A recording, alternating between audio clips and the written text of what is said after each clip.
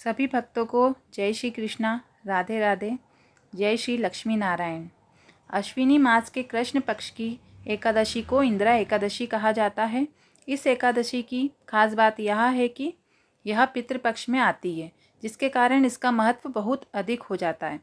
मान्यता है कि इंदिरा एकादशी में पूजा, दान और व्रत करने से हमारे पितरों को उनके पापों से मुक्ति मिलती है और मोक्ष प्राप्त होता है। इसके साथ घर में सुख शांति बनी रहती है और पितरों का आशीर्वाद मिलता है। इस साल 10 अक्टूबर 2023 को इंदिरा एकादशी है। चलिए शुरू करते हैं इंदिरा एकादशी की व्रत कथा। सतयुग के समय में महिष्मती नाम की एक नगरी में इंद्रसेन नाम का राजा हुआ करता था।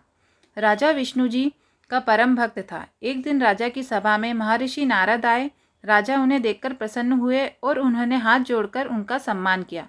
इस दौरान मुनि ने राजा से पूछा कि हे राजन, आपके सातों अंग कुशल पूर्वक तो हैं? तो राजा ने जवाब दिया कि आपकी कृपा से मेरे राज्य में सब कुशल है। इसके बाद राजा ने ऋषि से पूछा कि आप यहाँ आने का कारण बताइए। तो ऋषि ने कहा कि मैं यमलोक गया था, वहाँ मैंने यमराज की सभा में तुम्हारे पिता को एकादशी का व्रत भंग होने के कारण देखा। तुम्हारे पिता बहुत दुखी थे। उन्होंने तुम्हारे लिए संदेश भेजा है कि पूर्व जन्म में कोई विघ्न हो जाने के कारण मैं यमराज के निकट रह रहा हूँ।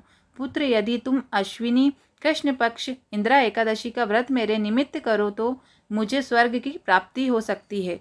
तभी राजा ने महर्षि से इस व्रत की विधि के बारे में पूछा।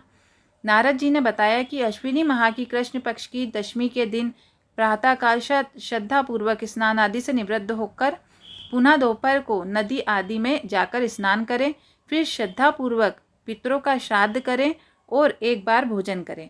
प्रातःकाल होने पर एकादशी के दिन व्रत का संकल्प लें। राजा ने बिल्कुल ऐसा ही किया, जिससे उनके पिता को विष्णु लोक प्राप्त हुआ। तभी से इस व्रत को रखा जाता है। जय श्री लक्ष्मी नारायण। भगवान विष्णु की कृपा आप सभी पर बने रहें और वे आपके सभी कष्टों को दूर करें। जय श्री नारायण।